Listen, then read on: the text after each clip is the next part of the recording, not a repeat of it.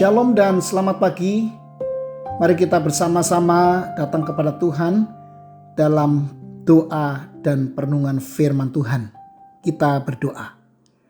Bapa yang Maha Kudus, terima kasih atas hari yang baru ini, atas nafas kehidupan, dan atas kesempatan untuk kembali merenungkan firman-Mu.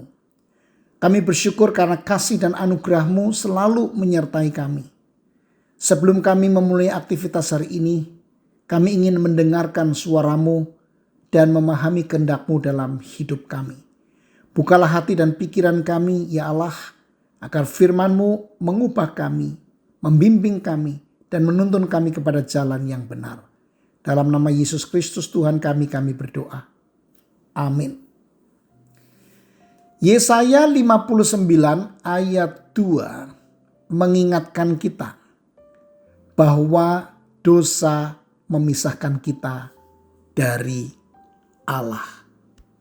Saya bacakan.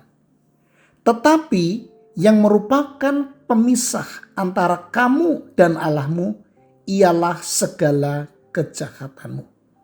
Dan yang membuat dia menyembunyikan diri terhadap kamu sehingga ia tidak mendengar ialah segala dosamu. Bapak Ibu Saudara yang dikasihi Tuhan, dalam dunia yang semakin permisif terhadap dosa, seringkali kita tidak menyadari betapa seriusnya konsekuensi dari pelanggaran terhadap kehendak-Nya. Media seringkali menampilkan dosa sebagai sesuatu yang menyenangkan dan wajar. Tetapi kita harus sadar bahwa dosa itulah yang membuat Yesus disalib. Bapak Ibu Saudara, saya hari ini ingin memaparkan 3 dampak besar dari dosa dalam hidup kita. 1. Mengasingkan atau memisahkan kita dari Allah. Karena Allah itu kudus dan tidak dapat bersekutu dengan dosa, maka kejahatan kita menjauhkan kita dari hadirat-Nya. Ketika kita hidup dalam dosa, kita kehilangan kedekatan dengannya dan tidak dapat merasakan damai sejahteranya. Yang kedua, menciptakan stres dan beban berat. Dosa yang belum diakui dan dibereskan bisa menimbulkan rasa bersalah, ketakutan, dan ketidakamanan. Raja Daud sendiri merasakan dampak ini ketika ia berkata bahwa dosa-dosanya menjadi beban berat yang menekan hidupnya. Bapak Ibu Saudara bisa baca di Mazmur 38 ayat 4. Yang ketiga, mengundang hukuman. Allah adalah hakim yang adil dan tidak membiarkan kejahatan tetap tanpa hukuman. Mazmur 7 ayat 11.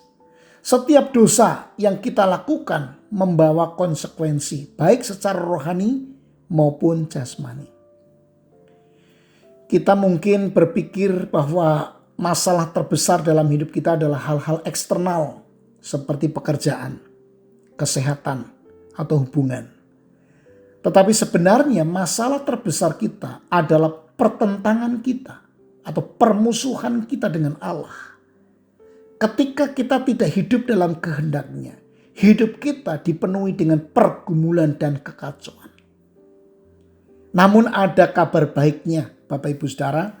Allah dalam kasih-Nya telah menyediakan jalan keluar.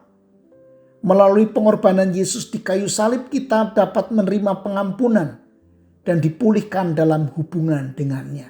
Kuncinya adalah bertobat setiap hari, meninggalkan dosa, dan memilih hidup yang sesuai dengan firman Tuhan.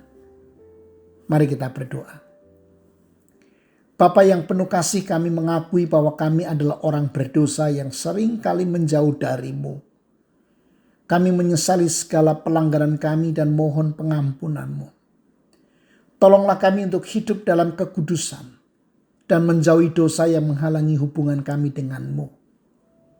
Pimpin langkah kami hari ini ya Tuhan, agar kami hidup dalam kehendak-Mu dan mengalami damai sejahtera yang Engkau berikan. Terima kasih atas kasih dan pengorbanan-Mu. Dalam nama Yesus Kristus kami berdoa. Amin.